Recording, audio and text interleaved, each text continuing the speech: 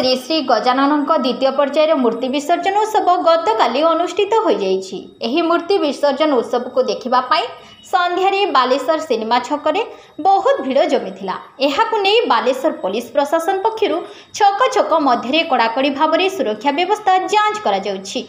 जेमितिकी सोमवार दिन होइथिबा प्रथम पर्यायर मूर्ति विसर्जन बेले शांति श्रृंखला भाव में मूर्ति विसर्जन होइथिला।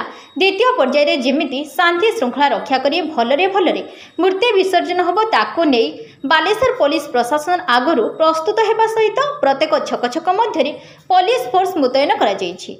शांति कमिटी बैठक में दिया जाइथिबा प्रस्ताव को मध्य प्रत्येक क्लबर सदस्य माने एही मूर्ति विसर्जन उत्सव को शांति श्रृंखला रक्षा करी सुरखुर आगे नहीं सूचना मिली।